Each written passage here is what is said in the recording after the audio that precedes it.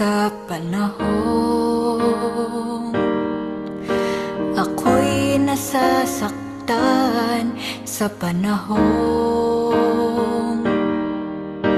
ako'y nagdaramdam, huwag kong kalilimutan na hindi mo iiwanan upang samahan sa lahat ng oras.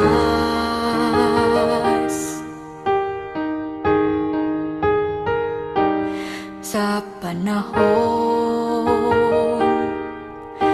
ako'y tinutukso, sa panahong ako'y gulong-gulo, huwag kong kalilimutan na hindi mo iiwanan upang samahan sa lahat ng oras. Panginoon, sa gitna ng kahinaan, nahahayag ang iyong kalakasan. Mga pangako mo, mapanghahawakan mula noon, ngayon at kailanman.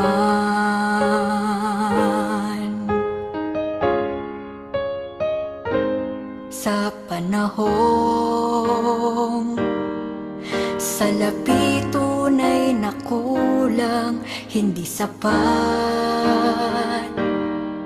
sa aking pangangailangan, huwag kong kalilimutan, ibon may di pababayaan, biyaya mo'y sapat na katugunan.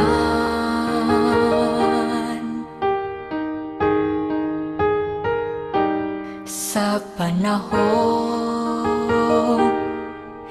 takot pinagahari, walang lunas sa aking mga karamdaman, huwag kong kalilimutan, ikaw Jesus ang kagalingan, kalakasan ko'y iyong bigay. Panginoon, sa gitna ng kakulangan, nahahayag ang iyong katapatan. Mga pangako mo, mapanghahawakan mula noon, ngayon at kailanman. Mula noon, ngayon at kailanman. Mula noon, ngayon at kailanman.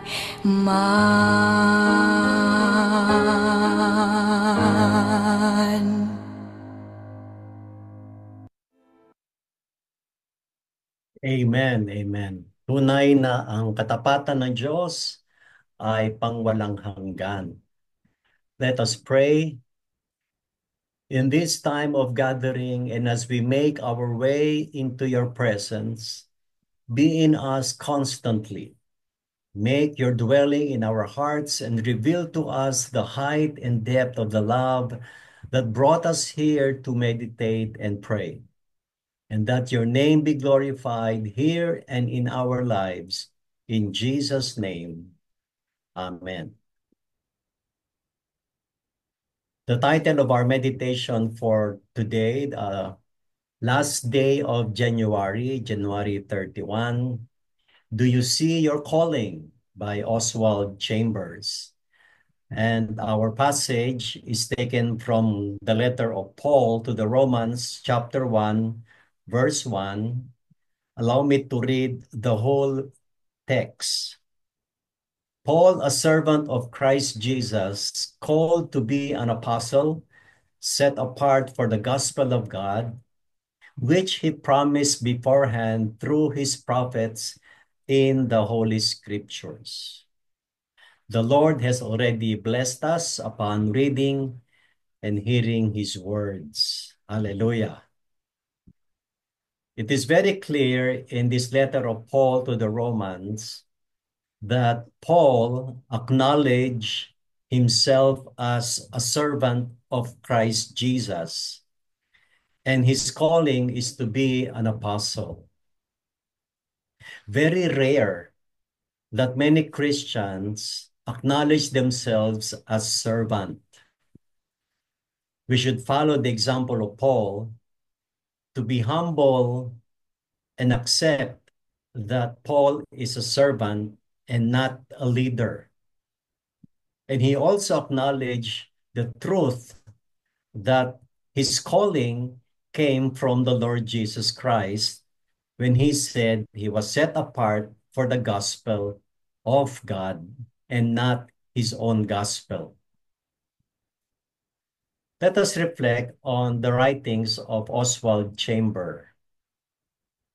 Our calling is not primarily to be holy men and women, but to be proclaimers of the gospel of God. The one all-important thing is that the gospel of God should be recognized as the abiding reality. Reality is not human goodness or holiness or heaven or hell.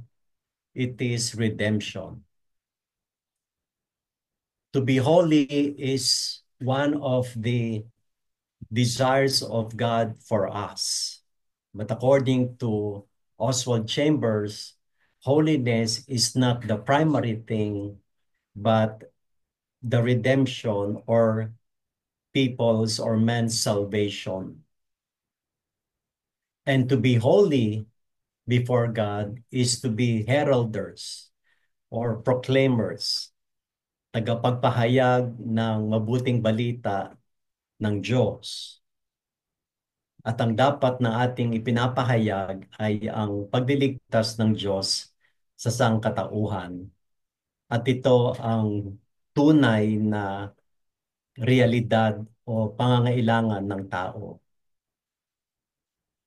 The need to perceive this is the most vital need of the Christian worker today. As workers, we have to get used to the revelation that redemption is the only reality. Personal holiness is an effect of redemption, not the cause of it. If we place our faith in human goodness, we will go under when testing comes. Ang kabanalan ay bunga ng ating pagliligtas. Hindi tayo nagkaroon ng kaligtasan dahil tayo ay banal. Kung hindi, dahil ang Diyos ang nagpapabanal sa atin, bunga yon ng ating kaligtasan mula sa ating mga kasalanan. Ito ang dapat nating ipinapahayag sapagkat mayroong tinatawag na false sanctification or false holiness na ang ganoong uri ng kabanalan ay ang paggawa lamang ng mabuti. Ang tunay na kabanalan ay bunga ng ating kaugnayan sa Diyos na siyang banal. Kaya natural lamang na kung tayo ay merong malapit na kaugnayan sa banal na Diyos, ang bunga nun ay kabanalan din sa isang tao. Walang iniwan po yan sa isang puno. Merong bunga dahil may puno. Nagpatuloy si Oswald Chambers. Paul did not say that he separated himself, but when it pleased God who separated me. Galatians 1:15. Paul was not overly interested in his own character. And as long as our eyes are focused on our own personal holiness, we will never even get close to the full reality of redemption. Christian workers fail because they place their desire for their own holiness above their desire to know God. So malaki pong issue yung saan tayo nakatuon, kanino tayo nakatuon. Ano ang nagmo-motivate sa atin tungo sa kabanalan? Ano ang nagmo-motivate sa atin to know God? Maliwanag sa buhay ni Apostol Pablo na to know God, the word know in original meaning is to experience God. Di po ba Paul personally and powerfully experienced the power of God when he was in Damascus Road? That's the beginning of setting apart of Paul when he encountered God in a very powerful way. Because of his encounter with God, his life was never the same. His focus, his desire, his intentions only for the Lord. And that should be the desire of every Christian worker. May it be as a pastor or the lay, all of us are working for the gospel of God and for the glory of God. And there is also the sense of priority. Are we holy on our own, or are we holy to please the Lord? Our desire should be above our desire. Chambers continues, don't ask me to be confronted with the strong reality of redemption on behalf of the filth or dirtiness of human life surrounding me today. What I want is anything God can do for me to make me more desirable in my own eyes.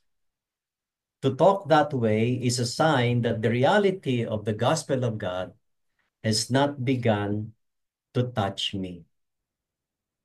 Sinasabi ni Apostol Pablo na para sa kanya, ang maliwanag sa kanya ay yung kanyang uh, pag-amin ng siya ay marumi. In one of Paul's letter, sabi niya, he is the most sinner. Sapagkat alam natin ang naging buhay ni Pablo na siya ang kilala sa pag-uusig sa mga Kristiyano at siya ang nagpapapatay sa mga Kristiyano. Kaya nasabi niya, he is the worst sinner. Pero dahil sa kanyang conversion and transformation, wala siyang ibang hinahangad kundi at ang Diyos. At dun siya masasabi nating punong-puno ng kredibilidad sapagkat siya mismo ay nakaranas ng paghipo ng Diyos sa kanyang buhay at pagkatao. There is no reckless abandon to God in that. God cannot deliver me while my interest is merely in my own character. Ito po'y reflection ni Oswald Chamber na ang tanging makapagpapalaya lamang sa kanya ay ang pagsuko sa Panginoon. Kaya tinatawag na reckless abandon to God. That we abandon ourselves recklessly, or ibig sabihin nun, without hesitation, to abandon ourselves to God. Paul was not conscious of himself. He was recklessly abandoned, totally surrendered and separated by God for one purpose, to proclaim the gospel of God. Kaya meron pong layunin at merong misyon si Apostol Pablo sa kanyang pagsuko sa Panginoon. Yung pagtanggap niya na siya ay ibinukod ng Diyos. Ito po ay paalala sa atin that if we choose to surrender ourselves, the question is why? We should surrender ourselves for godly purpose. And for me, one of the best purposes in life is to proclaim the gospel of God. We cannot fully proclaim the gospel of God. We cannot fully obey the Great Commission of God unless we surrender to the ways, to the will of God. Kaya nga sabi ni Paul, at sana masabi rin natin sa ating sarili, that Paul was not conscious of himself. As if sinabi ni Paul, I do not know myself anymore. I only know Jesus Christ. What a powerful conviction. We tend to forget ourselves and we only know God. We tend to forget our personal desires and we are only aspiring for the desires of the Lord. In Romans 9, verse 1 and following, I am a follower of Christ, and the Holy Spirit is a witness to my conscience.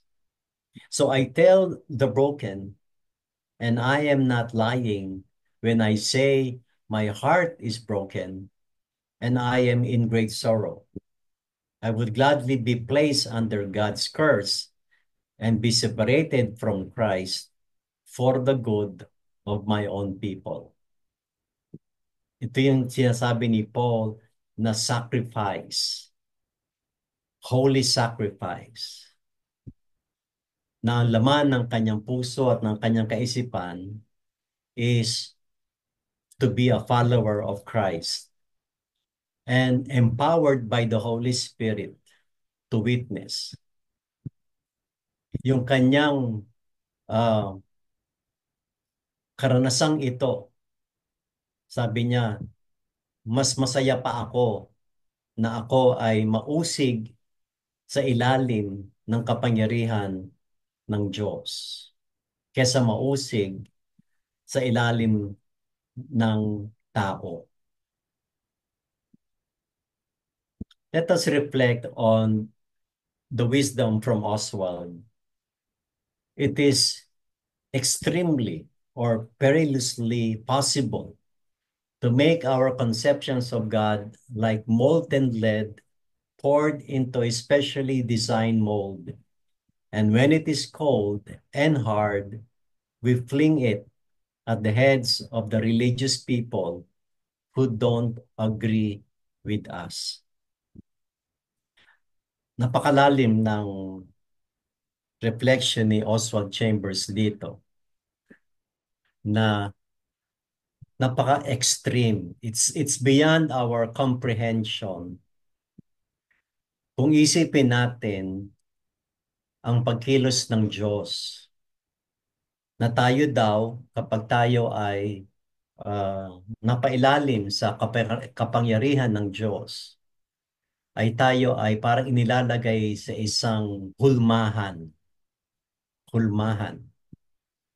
na tayo ay huhubugin ng Diyos para sa Kanya. Kaya nga, ang tanong sa atin, are we willing to abandon ourselves and sacrifice and to be molded into Christ-likeness, into the holiness of God? Maliban na tayo ay handa, God cannot set us apart. Hindi tayo may bubukod ng Diyos hanggat hindi natin nagagawang isuko ang lahat sa Panginoon. Yun lamang ang pruweba ng isang tao ay hindi labang ibinukod, kundi nagpabukod sa Diyos sa mas mataas na layunin. Marami sa atin, from an ordinary person, an ordinary employee, an ordinary worker, when we were set apart from God or by God, our lives became special. Our lives were never the same. Pati yung ating pangarap, hindi na naging katulad ng dati. Yung ating mga intensyon, hindi na katulad ng dati. Sapagkat tayo ibinukod ng Diyos. Kaya tumaas yung ating mga paghahangad. Tumaas yung ating pagkapalayon sa ating buhay. Purihin ang Diyos. Again, sabi ni Oswald Chambers, there is no reckless abandon to God in that God cannot deliver me while my interest is merely in my own character.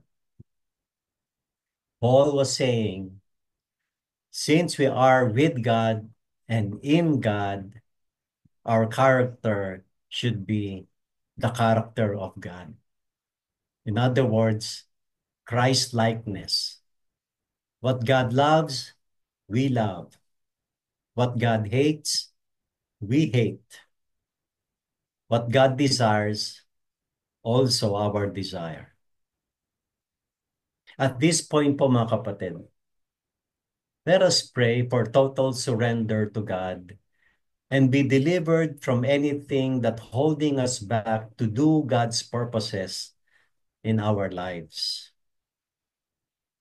Meron bang tayong pinayagan o pinapayagan sa mga oras na ito na isuko sa Diyos ang anumang bagay?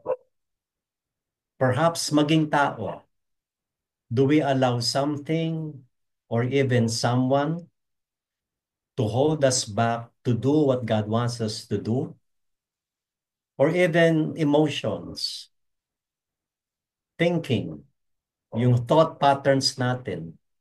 Do we allow our thought patterns to hold us back to do what God wants us to do and even to go where God wants us to go? Let us pray mga kapatid and ask the Lord to give us the empowerment to bless us with so much humility to say that, Lord, I am yours and you are mine. In a moment of silence, let us come before the Lord.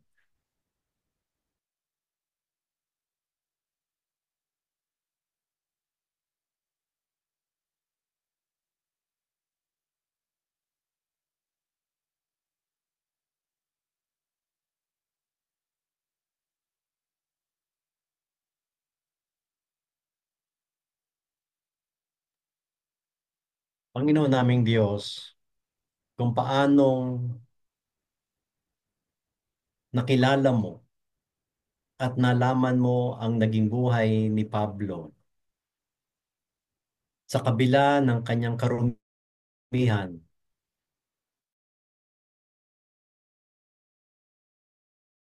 sa kabila ng malaking payo, may nakita ka sa kanya nakakayahan na maaring magamit sa pagpapalaganap ng mabuting balita mo, Panginoon. Hindi namin maka-question ang iyong pamamaraan. Hindi namin maka-question ang iyong pagpili sapagkat ikaw ang makapangyarihang Diyos na nakakaalam kung ano ang mabuti at kung sino ang magagamit mo sa pagpapalaganap ng iyong mabuting balita ng kaligtasan. Naririto kami, Panginoon. Maaring hindi katulad ni Pablo. Naririto kami lumalapit sa iyo, Panginoon, na tulungan niyo po kami na matanto namin, Panginoon, hanggang sa kami ay magpasyang isuko ang mga bagay na pinapahintulutan namin maging hadlang nang sa ganon magawa namin ang nais mong ipagawa sa amin. Banal na Espiritu, sa araw na ito at sa mga darating pang mga araw, sa aming pananalangin, pagsamba, sa pagbubulay-bulay ng iyong mga salita, patuloy mong ma-realize namin, Panginoon. And after realizing all the blockage and hindrances in our hearts, mind, soul, and spirit, we will be able to surrender and say, Lord, I'm no longer my own, but thine. Empower us, O God, to admit that we are nothing before you. But the moment we allow you to be our Lord and Savior, then from being nobody, we become somebody. Because it is very clear in your word in John chapter 1, verse 12. If anyone who is joined with you is a new creation and has received the authority and the privilege to become your children. In Jesus' name, Amen. Sa batin na mayroon po siyang bali cancer, breast cancer po siya. Bali nag-undergo na po siya ng operation, and recently po kasi dahil patuloy po siya nag-chemo, natapos na po niya yung series of chemo, and gusto po siyang i-undergo again ng other operation. But praise God, kasi po yung pong PET scan niya, I just received recently na maganda raw po yung result. And yesterday, yung mga specialist po na oncologist niya ay magbi-meeting, and pinagpipray po natin na wag na po itong operahan uli. And I believe God is moving miraculously po para sa healing po ng aking pinsan po na nandito rin po sa UAE, sa Abu Dhabi rin po, na patuloy po siyang nag-undergo ng medication po dito. Siya po yung single mom na nandito. Wali yung mga pamilya niya po nandiyan sa Pilipinas, and ang glory to God kasi po yung company niya, kahit na po hindi siya pumapasok, kino-cover pa rin po yung niya, yung kanyang insurance, and pinasusweldo pa rin po siya. And I thank you, Lord, for that. Alam ko po na it is a favor of the Lord, sabi ko nga sa kanya na ngayon. Kaya yun po isang pinagpapasalamat ko. I would like to share na yung pong panalangin natin ay talagang mayroon pong resulta, mayroon pong ginagawa ang Panginoon sa mga panalangin po. Yun lang po, Pastor. Amen. May we request Pastor Jeneline? Pastor, could you please pray for Sheila Sabatin, complete healing and restoration ng kanyang natapos na procedure related to breast cancer? Please go ahead, Pastor Jeneline. Thank you. Okay, let's pray. Sheila Hallelujah, Sabatin. Lord. Yes, Father. Hallelujah, in the name of Jesus.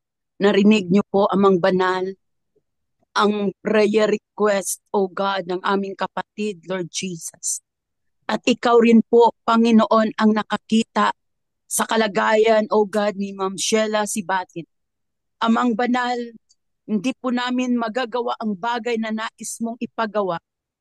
Ngunit Lord, sa pamamagitan ng panalangin ito, Panginoon, at sa pagkakaisa ng bawat isa, at sa pagtaas sa iyo, Panginoon, ng kanyang pamilya, in the name of Jesus, we bind and rebuke the works of the enemy, and even, Father God, that breast cancer, in Jesus' name, right now, we speak, oh God, the power of your Holy Spirit, Lord God, to touch, oh God, that body, to touch, oh God, that a malfunction, Father.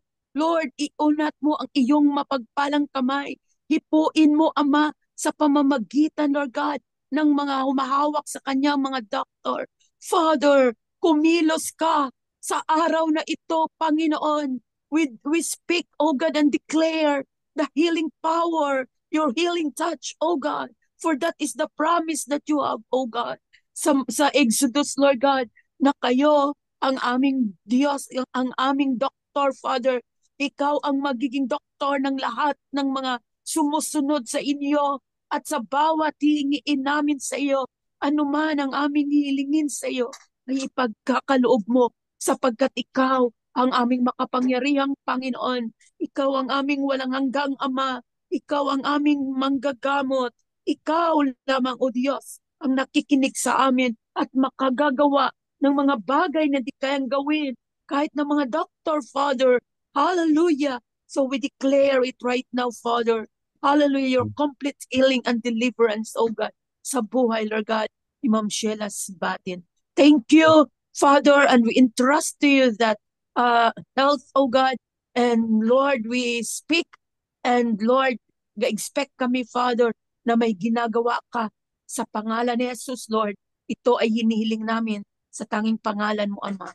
In Jesus' name. Amen. Amen. Amen. Amen. Amen. Amen. Amen. Lord, we also pray for the Nanor family. Lord, we pray that you will be in the center of this family, that whatever brokenness that they have right now, that you will mend it in the name of Jesus. Let the spirit of forgiveness, let the spirit of understanding, spirit of strength and comfort, Father God, especially the feelings, emotions of the children, Lord God.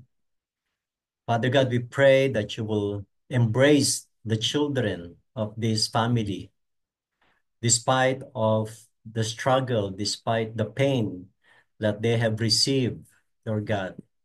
Lord, even if we are abandoned by people, you will never abandon us because you are our Abba Father, Lord God. We pray that your loving and powerful embrace be received by the children of the Nanor family. In the name of Jesus, Amen and Amen. Hallelujah. Amen. Amen. Amen. Amen. Amen. Yun po ay Biyernes, ang ating one of the mountains or pillar ng ating lipunan ay ang business. Na po. Kaya taas natin ang ating mga kapatid. Tama po ba? Arts Entertainment po. Arts and Entertainment. I'm sorry. Apa. Arts and Entertainment. Na ang panalangin natin dito ay i-shield tayo ng Panginoon, i-cover tayo ng Lord sa mga inappropriate films, inappropriate shows, especially mga teleserye. No po, napapansin natin yung mga teleserye ngayon ay hindi maganda yung mga pinapalabas na values, no po. Instead of Christian values, family values, karamihan ay hatred, violence, Batang immorality. release. Opo, ayoko yung batang release eh. Ay, hindi po. Wala po kami nanonood doon. Wala nanonood sa Talagang hindi siya dapat panoorin ng mga kabataan Opo. kasi pinopromote yung Hatred, masamang violence, lahat. barkadahan na po, Mhm. talagang violence yun. Kaya let's pray na magkaroon ng conviction ang mga producers, mga directors, no po, na ang dapat na i-promote ay Christian values.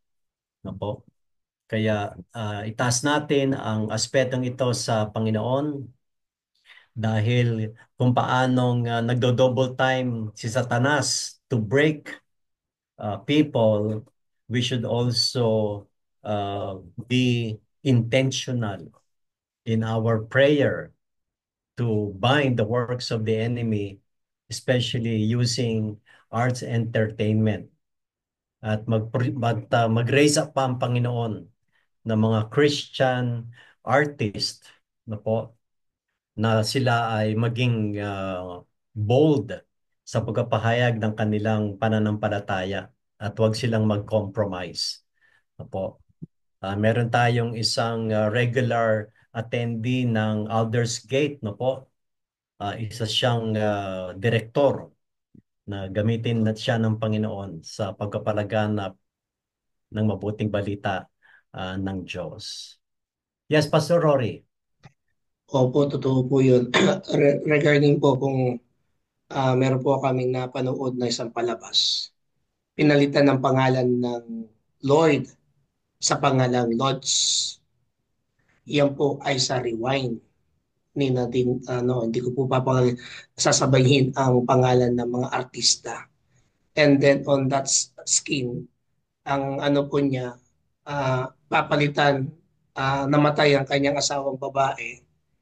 Iano ko lang po konti. And then, nag-request itong asawang lalaki na siya na lang ang mamamatay. Ang ating pong Panginoong Diyos ay to be exchanged on that situation.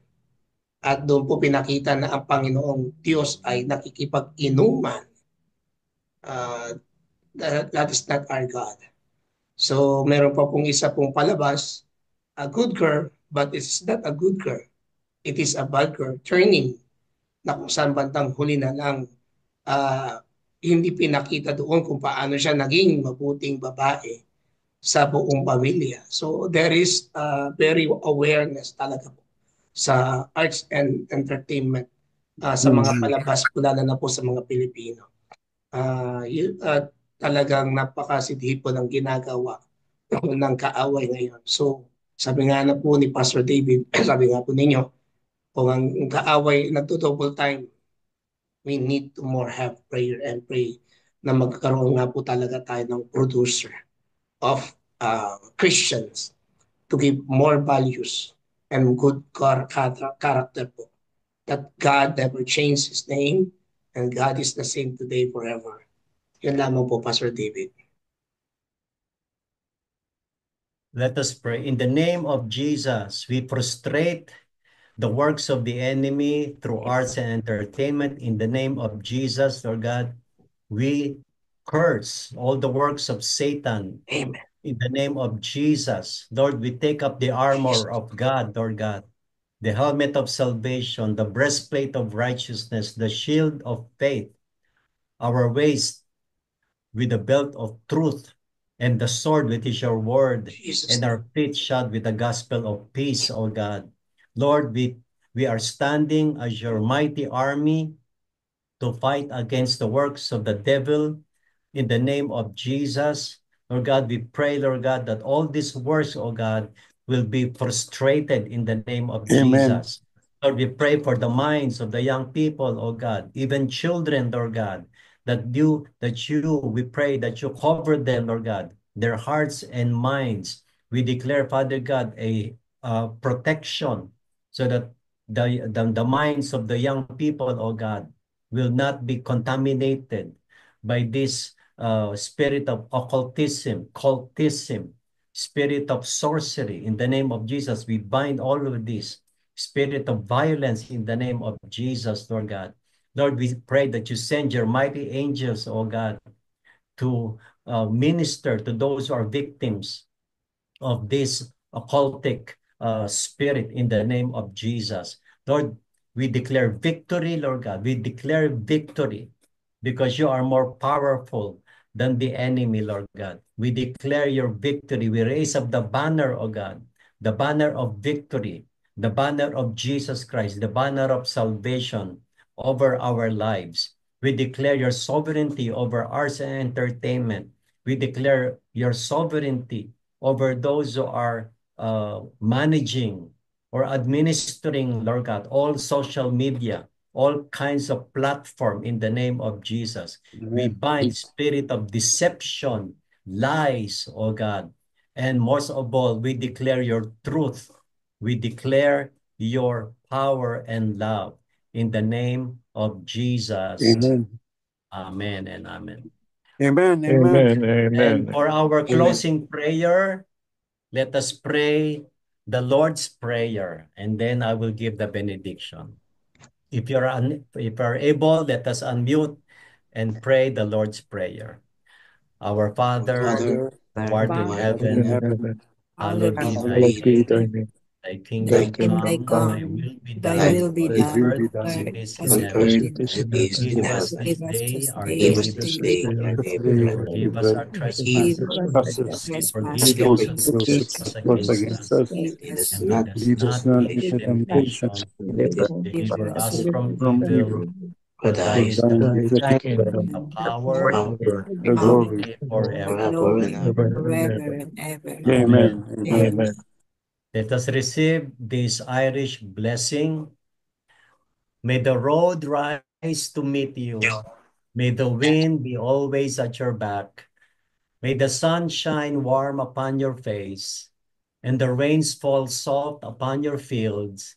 And until we meet again, until we pray again, may God hold you in the palm of his hands, in the name of the Father, the Son, and the Holy Spirit.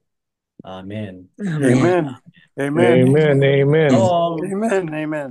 Po, Shalom, salamat po, everyone. Doon Pastor po. Dave, Pastor Shalom. God bless you Rory. po. Salamat po. Thank you, Shalom, Pastor everyone. everyone. God Rory bless for everyone. announcement po. God bless po.